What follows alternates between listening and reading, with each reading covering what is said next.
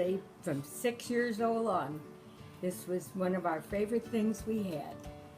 My mother, when she got a set of wherever cookware from wherever in about 1944, and this pan was one of the pans that my mother got. And this coffee cake has been made in this pan for like 75, no, I'd say about 75 years of my memory. And to this day, my kids and grandkids love this coffee cake. Came out of this old Betty Crocker cookbook that my mother made her white bread recipe out of, and that I've made bread, and I made bread down at St. Michael's for 25 years, up to 250 loaves at one time for our Oktoberfest and the Arts and Craft Fair. Now, I'm 81 and I can still make apricot coffee cake. The apricots, 2 years ago, Papa and I went to a fresh fruit market, and we got 40 pounds of apricots, and somewhere in my pictures they were all over this table after we washed them and we cut them in half, and I guess we got 35 good containers, quart containers, and we still have some. We have not bought apricots in 2 years. But when my mother used to do it, she used to buy canned apricots. We did not have an apricot tree on the farm.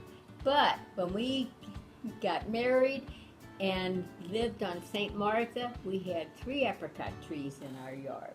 I don't know why we decided on apricot coffee cake. I don't know why Mom chose apricots instead of peaches or whatever, but this old rich batter is what my mother used, and she used to have to do just like they did, beat it up with a spoon and make it into a nice batter. Now I have a mixer.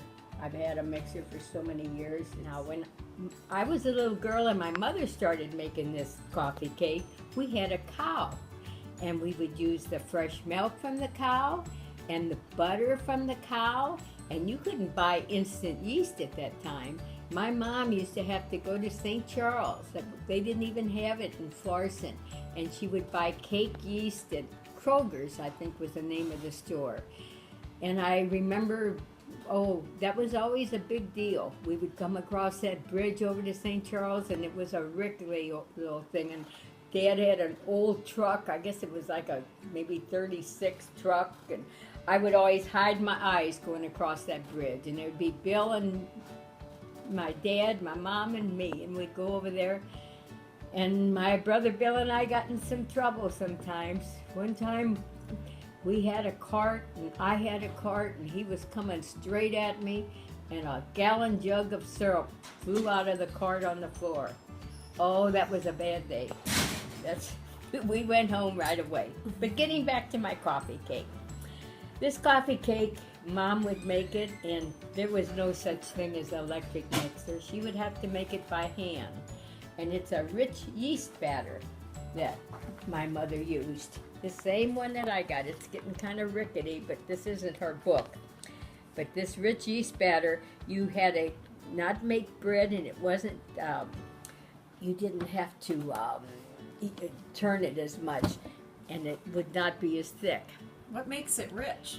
The rich is that butter and that milk, that good milk that comes out of that cow that we used to have. Right. Now the way I make it, it's much easier. I take a can of Milnot and a stick of butter, and I put it in the microwave, which we didn't have microwaves in them days, and I get it warm to about 90 degrees, and the butter melts. Then I pour that butter into a big mixer, and I add a half a cup of sugar, 2 teaspoons of salt, and then you let that mix, and I put 3 eggs in. This is a double batch, and it calls for 2 eggs, but my eggs aren't as big as the big yellow eggs we used to have when I was a kid on the farm, because we had our own chickens. I put 3 eggs in there. and mix that together. Then slowly add flour. I don't know how much flour I use. It just until it gets this thickness that it's a nice rich batter, and I just beat it for about 2 minutes.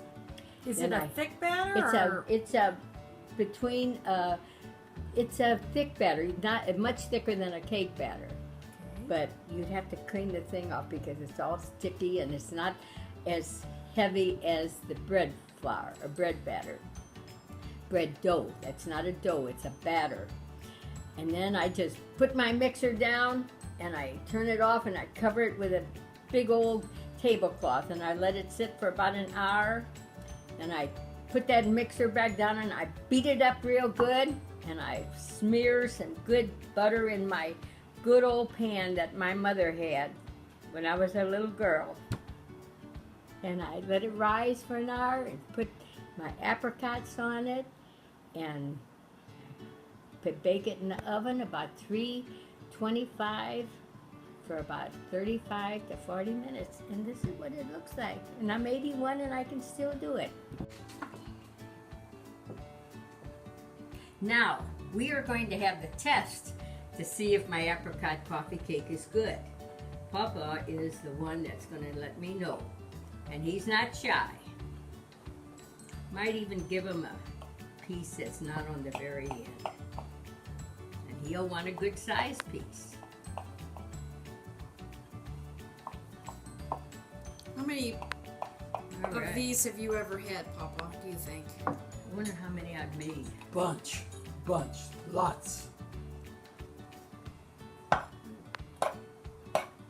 at that. That's a good sized piece of apricot coffee cake. Now wait. Don't get anxious. You gotta tell He's me. hungry. You gotta tell me if it's good. And Looks good. What's in there?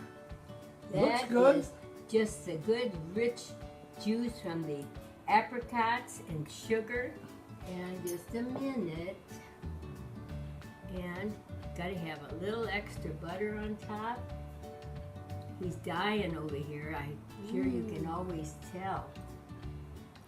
Now this is Nana's apricot coffee cake at its best. It's nice and warm.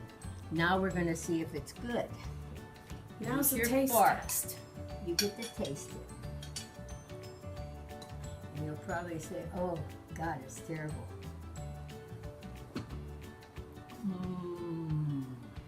Good.